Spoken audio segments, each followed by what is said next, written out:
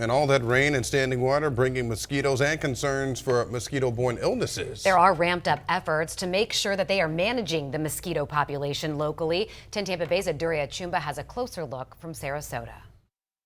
Reports of West Nile, Zika, malaria, and dengue fever have returned across the country. And along with the rare Eastern Equine Encephalitis, a new disease called sloth fever has also now been confirmed right here in Florida. It is in Florida, and we do have the vectors here in Sarasota.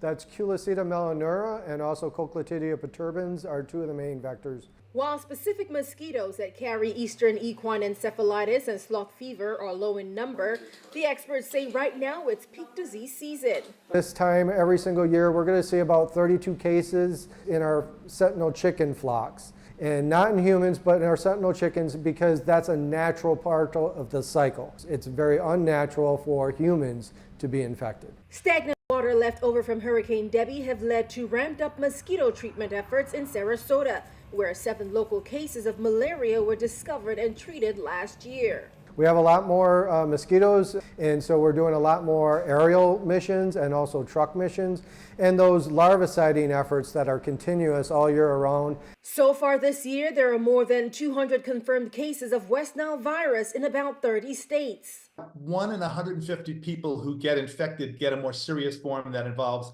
the central nervous system. You can get inflammation of the brain and the membrane that lines the spinal cord, and that's a much more serious situation there. It's a mosquito-borne illness, so you try to avoid mosquitoes. Dawn and dusk is when they tend to bite. Wear clothing that covers your skin. You can have insect repellent, and then get rid of standing water. Some Sarasota neighbors are already adapting to the season and making changes. I walk the dog during the day. On cool, breezy days like this, I get out and enjoy it because that keeps things moving and we're less likely to get, bit by a mosquito. In Sarasota, Aduria Chumba, 10 Tampa Bay.